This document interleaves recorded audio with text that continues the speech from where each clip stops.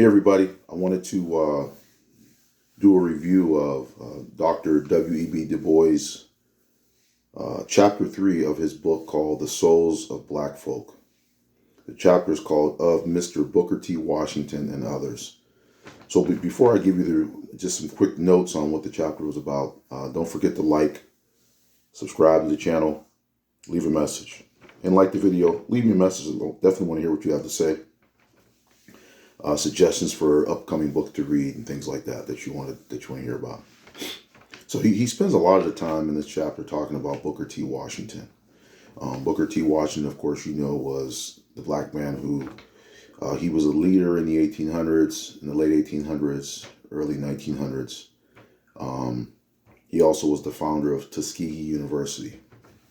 And here's what he says about, he says, Booker T. Washington was the most striking, in his words, he was the most striking Negro since 1876.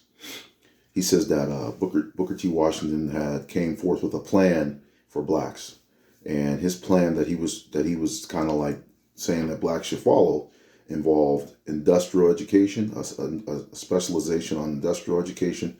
We might think of that as the trades today. Conciliation of the South, so like forgiving the South for anything they had done wrong in the past, for slavery, not like worrying about it, even though, you know, we were enslaved, blacks were enslaved for all those years. Don't worry about that. Don't spend too much time thinking about it. We forgive you. We want to live in peace. And he was saying, in his opinion, that he was like submitting to whites, or submitting a submissive approach. He says that Booker T. Washington says that blacks shouldn't worry about, you know, at this time during the late 1800s, shouldn't really be worried about civil rights, like fighting for that.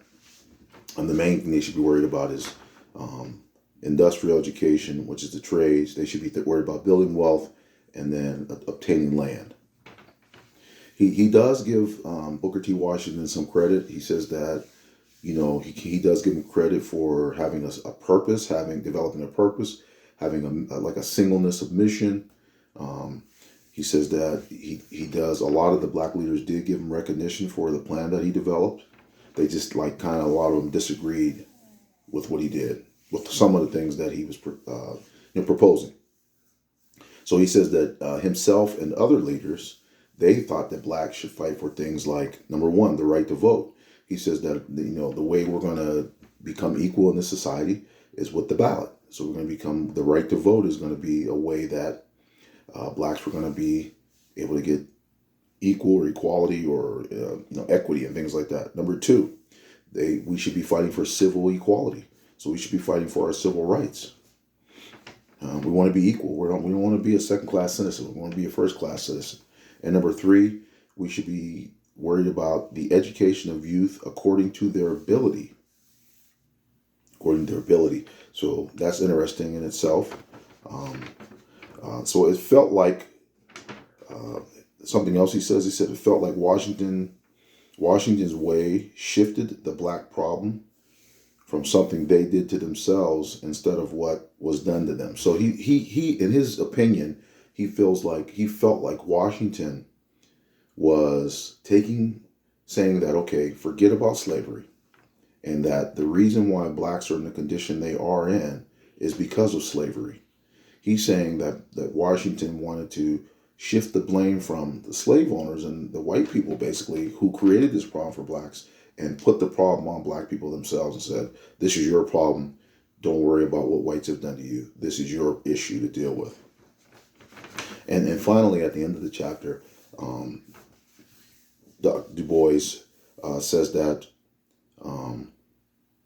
Washington, he listed three things. He said he subscribed to thrift, patience, and industrial training.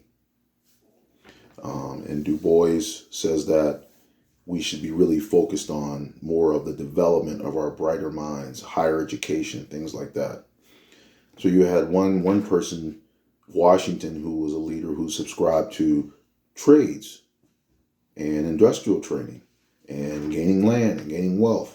And one leader, Du Bois, who felt like we should be focused on higher education and training our brighter minds and like institutions and institutions of learning and things like that. So, like I said, this was what mostly the chapter was about. Chapter 3 of W.E.B. Du Bois' book called The Souls of Black Folk.